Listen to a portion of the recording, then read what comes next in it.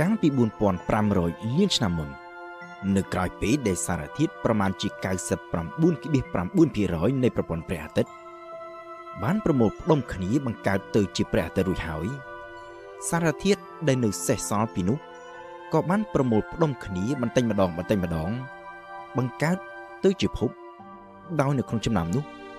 ក៏មានភពផែនដីរបស់យើងមួយផងដែរដែលជាភពទី3រាប់ពីព្រះអាទិត្យគេអាចនិយាយបានថាអ្វីកើតឡើងចេញពីละអងធូលីដ៏តូចល្អិតដែលស្ថិតនៅវិលវល់ជុំវិញព្រះអាទិត្យក្រោមឥទ្ធិពលនៃកម្លាំងទំនាញละអងធូលីដ៏តូចល្អិតនោះបានប្រមូលផ្ដុំគ្នាពីដំបូងជាដុំថ្មតូចរួចហើយដុំថ្មតូចទាំងនេះប្រមូលផ្ដុំគ្នាទៅជាបំណែកកាន់តែធំឡើងបន្តិចម្ដងរហូតដល់រាប់លានឆ្នាំក្រោយមកក៏មានម៉ាស់និងកម្លាំងទំនាញគ្រប់គ្រាន់បង្កើតទៅជាដុំដែលមានរាងស្វែរហើយដែលគេអាចហៅថាជាភពផែនដីដែលទើបនឹងចាប់កំណើតឡើងជាដំបូងនោះត្រូវរងនឹងការប៉ះទង្គិចជាប់ជាប្រចាំជាមួយនឹងបំណែកឯកផ្កាយឬផ្កាយដុះកន្ទុយដែលស្ថិតនៅក្នុងគន្លងតារាវិថីក្បែរគ្នាហើយការប៉ះទង្គិចគ្នានៅពេលនោះបានធ្វើឲ្យផែនដីរបស់យើងអាចប្រមូលផ្ដុំធាតុផ្សំបានកាន់តែច្រើនឡើងហើយទំហំក៏កាន់តែរីកធំឡើងទៅតាមនោះផងដែរក៏ប៉ុន្តែនៅពេលនោះផែនដីរបស់យើងមិនមែនប៉ះទង្គិចតែជាមួយនឹងបំណែកឯកផ្កាយឬផ្កាយដុះកន្ទុយនោះទេក៏ប៉ុន្តែមានការប៉ះទង្គិចដ៏អស្ចារ្យមួយទៀតដែលបានបន្សល់ទុកនូវផលវិបាកដ៏សំខាន់បំផុតដល់ភពផែនដីនិងដល់មនុស្សជាតិយើងរហូតមកទល់នឹងពេលបច្ចុប្បន្ននេះនៅប្រមាណជា100លានឆ្នាំក្រោយការចាប់កំណើតនៃប្រព័ន្ធព្រះអាទិត្យនៅពេលដែលផែនដីបានកើនទំហំជិតប៉ុណ្ណឹងសប្តាហ៍ថ្ងៃកូនភពតូចមួយដែលគេឲ្យឈ្មោះថាទេយ៉ាដែលមានទំហំប្រហែលជាពាក់កណ្ដាលនៃភពផែនដីពោលគឺទំហំប្រហែលនឹងភពអង្គារបានហោះមកបុកនឹងភពផែនដីរបស់យើងកម្លាំងទង្គិចបានធ្វើឲ្យភពទាំងពីរនេះត្រូវរលាយចូលគ្នាក៏ប៉ុន្តែក្នុងពេលជាមួយគ្នានោះដោយសារតែការប៉ះទង្គិចគ្នាបានកើតឡើងនៅក្នុងទិសដៅបញ្ឆិតដូច្នេះផ្នែកខ្លះនៃកូនភពទេយ៉ាព្រមទាំងផ្នែកខ្លះនៃផែនដីត្រូវខ្ទាតចេញទៅក្នុងទីអវកាសហើយคล้ายទៅជាបំណែកខ្លះតូចខ្លះធំស្ថិតនៅវិលជុំវិញនឹងភពផែនដីបំណែកអស់ទាំងនេះហើយដែលក្រោយមកបានប្រមូលផ្ដុំគ្នាបន្តិចម្ដងបង្កើតបានទៅជាព្រះច័ន្ទដែលវិលជុំវិញភពផែនដីរបស់យើងរហូតមកទល់នឹងសប្តាហ៍ថ្ងៃនេះឥទ្ធិពលនៃកម្លាំងទង្គិចនៅពេលនោះបានធ្វើឲ្យអផែនដីពោលគឺអនៃចលនាវិលជុំវិញខ្លួនឯងរបស់ភពផែនដីត្រូវត្រេតរហូតមកទល់នឹងពេលបច្ចុប្បន្នហើយភាពត្រេតនៃអរបស់ផែនដីនេះហើយដែលជាកត្តាដ៏សំខាន់មួយធ្វើឲ្យផែនដីរបស់យើងមានអាកាសធាតុដែលចែកចេញទៅជារដូវកាលយ៉ាងទៀងទាត់លើពីនេះទៅទៀតវត្តមានរបស់ព្រះច័ន្ទនៅវិលជុំវិញភពផែនដីហើយដែលមានទំហំរហូតដល់ទៅជិត 30% នៃទំហំរបស់ភពផែនដីវាបានបង្កើតឲ្យមានទៅជាតុល្យភាពនៃកម្លាំងទំនាញមួយដែលជួយឲ្យអផែនដីរបស់យើងមានលំនឹងដែលនេះជាកត្តាដ៏ចម្បងមួយធ្វើឲ្យអាកាសធាតុនៅលើភពផែនដីមានលំនឹងមិនសូវប្រែប្រួលខ្លាំងហើយដែលជាកត្តាដ៏សំខាន់សម្រាប់ការវិវត្តនៃជីវិតព្រះច័ន្ទក៏បានជួយឲ្យចលនាវិលជុំវិញខ្លួនឯងរបស់ផែនដីត្រូវបន្ថយល្បឿនយ៉ាងខ្លាំងផងដែរដែលជាហេតុធ្វើឲ្យថ្ងៃនៅលើភពផែនដីយើងនេះមានរយៈពេលកាន់តែវែងពូលគឺមួយថ្ងៃដែលពីមុនមានត្រឹមតែ6ម៉ោងត្រូវអូសបន្លាយពេលបន្តិចម្ដងរហូតកើនឡើងដល់ទៅ24ម៉ោងដូចជាពេលបច្ចុប្បន្ននេះ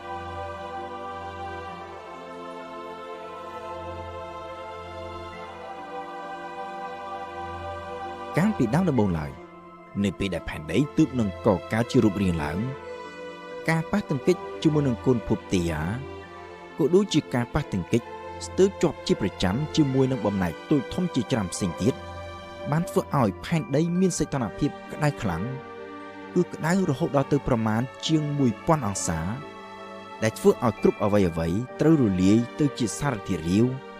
ប្រៀបដូចជាកំអែលភ្នំភ្លើងនៅគ្រប់ទីកន្លែងទាំងអស់ គេអាចនិយាយបានថាភពផែនដីរបស់យើងនៅពេលនោះត្រូវគ្របដណ្ដប់ទៅដោយមហាសមុទ្រគ្រប់ទីកន្លែងគ្រាន់តែសមុទ្រនោះមិនមែនជាសមុទ្រទឹកតែជាមហាសមុទ្រនៃកំអែលភ្លឺហើយក្រោមឥទ្ធិពលនៃកម្លាំងទំនាញសារធាតុដែកនិងនីកែលព្រមទាំងសារធាតុផ្សេងទៀតដែលមានដងស៊ីតេខ្ពស់និងទម្ងន់ធ្ងន់ត្រូវធ្លាក់ចុះទៅប៉ែកខាងក្រោមចំណែកឯសារធាតុស្រាលជាងស្ថិតនៅស្រទាប់ខាងលើក្រោយមកទៀតនៅពេលដែលបំណាច់ភាគច្រើនដែលនៅលើគន្លងតារាវិថីជាមួយគ្នាបានប៉ះទង្គិចហើយរលាយចូលគ្នាជាមួយនឹងភពផែនដីហេតុការប៉ះទង្គិចគ្នាក៏កើតមានកាន់តែតិចទៅហើយសីតុណ្ហភាពនៅលើភពផែនដីក៏ចាប់ផ្ដើមថយចុះបន្តិចម្ដងរហូតដល់ពេលមួយស្រទាប់ខាងលើនៃភពផែនដីក៏ចាប់ផ្ដើមកករឹងទៅជាផ្នែកមួយដែលគេឲ្យឈ្មោះថាសម្បកផែនដី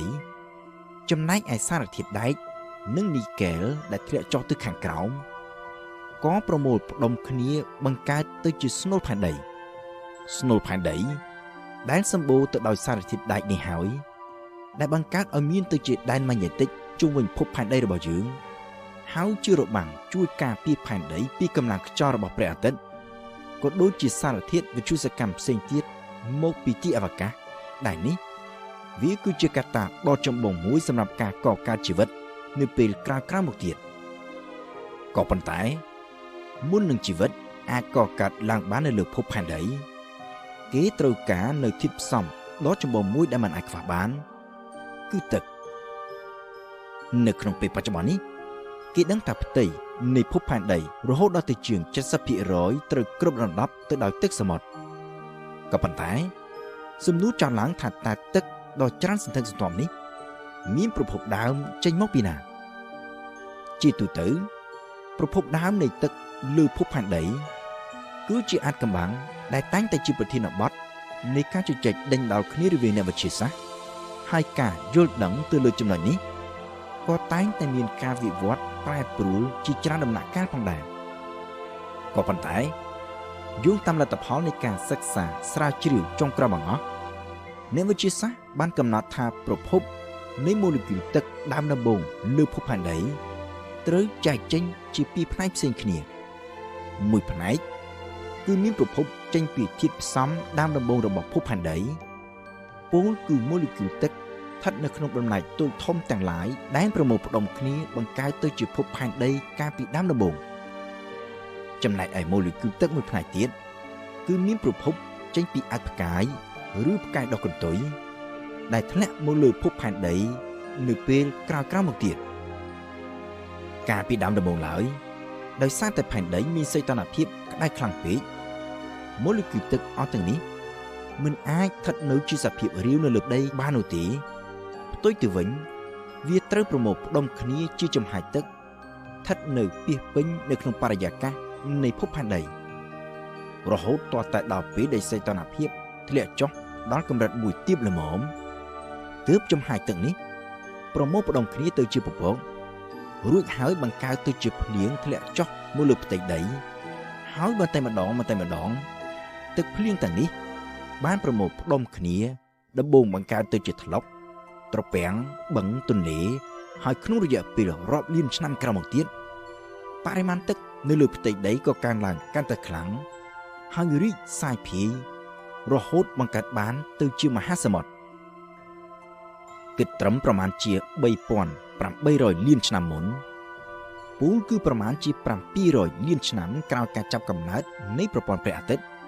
ផែនដីរបស់យើងបានចាប់កំណើតឡើងទៅជាភពមួយដែលមានស្នូលនិងដែនម៉ាញេទិកមានព្រះច័ន្ទនិងមានចលនាវិលជុំវិញអ័ក្សប្រកបដោយលំនឹងព្រមទាំងមានសីតុណ្ហភាពធ្លាក់ចុះទាបល្មមដែលអាចឲ្យទឹកអាចស្ថិតនៅជាសភាពរាវហើយប្រមូលផ្ដុំគ្នាជាមហាសមុទ្រនៅលើផ្ទៃដីជាប់ជាប្រចាំក្នុងពេលជាមួយគ្នាថាមពលនៃកម្ដៅក្នុងស្នូលផែនដីបានរុញដីនៅបាតសមុទ្រឲ្យប៉ោងឡើងបង្កើតទៅជាភ្នំភ្លើងនិងជាកូនកោះតូចជាច្រើនដែលប្រមូលផ្ដុំគ្នាបន្តិចម្ដងទៅជាដីគោកនិងរាប់រយលានឆ្នាំក្រោយមកទៀតដីគោកនេះមានផ្ទៃកាន់តែធំឡើងរហូតបង្កើតបានទៅជាទ្វីប